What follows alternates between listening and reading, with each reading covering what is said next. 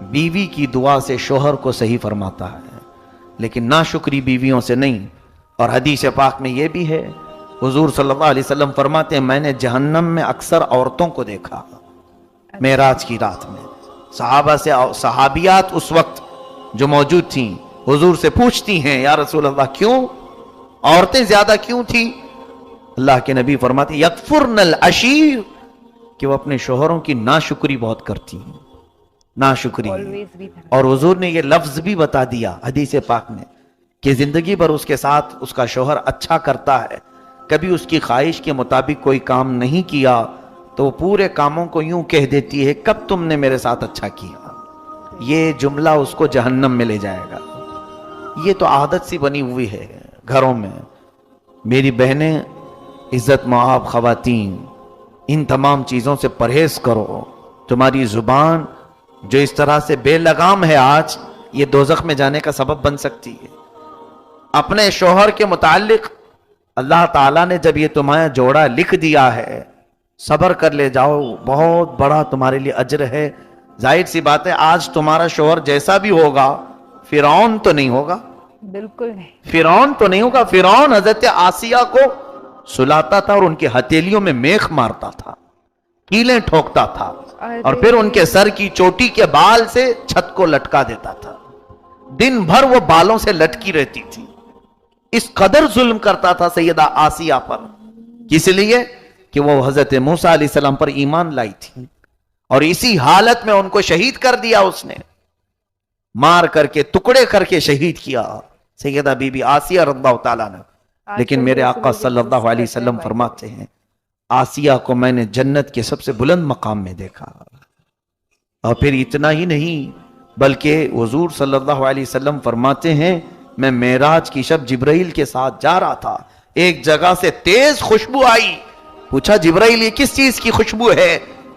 عرض کرتے ہیں یا رسول اللہ صلی اللہ علیہ وسلم فرعون کی بیوی آسیہ کی کنگھا کرنے والی جو خاتون تھی اس کے ہاں سے یہ خوشبو آ رہی ہے۔ اچھا، اس کے حضرت آسیہ کے بالوں میں جو کنگھا کرنے والی خادمہ تھی یہ اس کی قبر کی خوشبو ہے۔ پھر حضرت آسیہ کا حال کیا ہوگا؟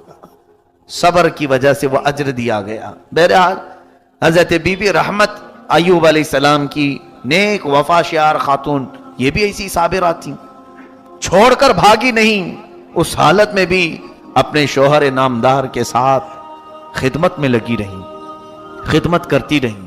جیسے بھی ہیں آج گوشت کے ٹکڑے کٹ رہے ہیں، ان کے بستر سے چمڑی لگ رہی ہے، لیکن ہے تو یہ اللہ کے نبی ہے میرے شوہر، میں آخری سانس تک ان کے ساتھ رہنے والی ہوں۔ لیکن علاج کے لیے دوڑ بھاگ بھی کرتی تھی۔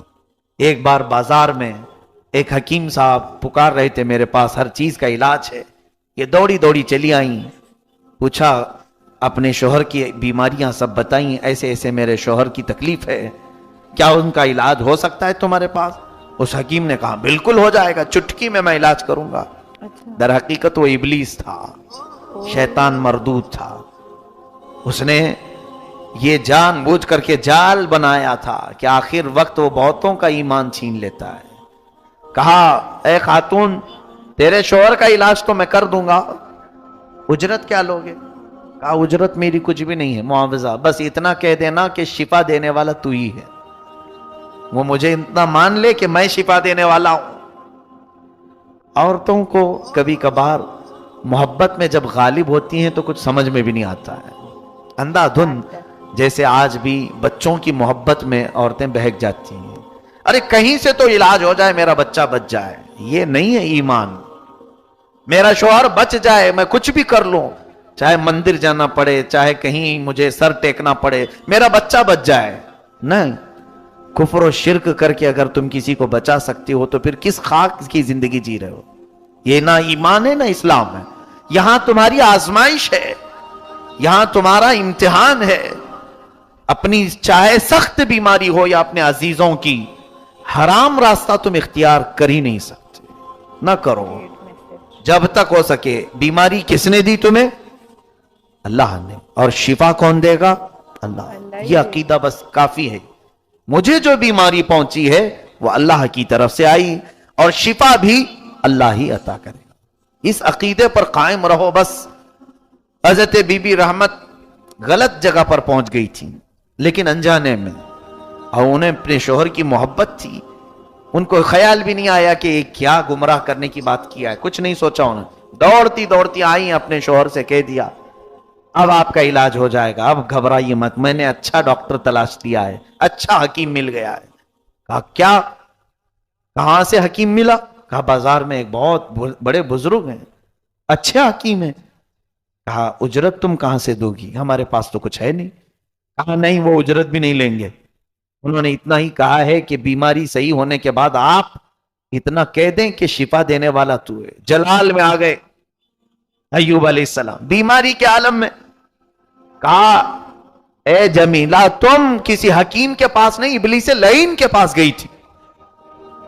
अल्लाह की कसम, सुनो, अय्यूब अलैहिस्सलाम कसम खाते हैं, अल्लाह की कसम, अगर मैं सही हो गया तो तुझे 100 कोड़े मारूंगा। अरे बीमारी में एक ही औरत साथ रही है, कोई नहीं है, उसके बावजूद ये ईमान की आला मिसाल अगर कहीं मिलती है तो नबियों के दरबार में। उनको किसी से कोई परवाह नहीं है कि ये छोड़ेगा वो छोड़ेगा, मुझे कुछ नहीं, मखलूक से उनकी कोई परवाह ही नहीं होती। वो नबीउल्लाह थे, अल्लाह के नबी थे, उनका अकीदा तो अपने रब के साथ बड़ा मजबूत था। जाता है कोई तो जाए, मेरा मौला मुझे परवरिश करेगा। बीबी रहमत को आपने कसम खा करके कहा, तब भी वो भाग करके नहीं गई।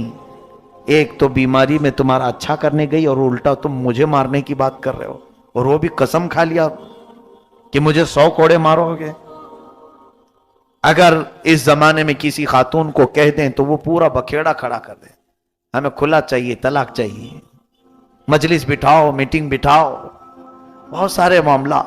यहां पर एक चीज सीखने को मिलती है कि अगर ईमान में मर्द मजबूत हो, अपनी औरतों के मुतालिक ये कह दे, चाहे हमारे घर में कुछ भी हो जाए, गलत रास्ते के जरिए से कोई चीज हमारे घर ना पहुंचेगी। नो हराम, बस इस पर आप कायम रहें, देखें, नो टू हराम। फिर आपकी औलाद भी, आपका घराना भी इस तरह से चलेगा कि अल्लाह तबारक व तआला सारे सालिहीन आपकी नस्ल में पैदा फरमाएगा।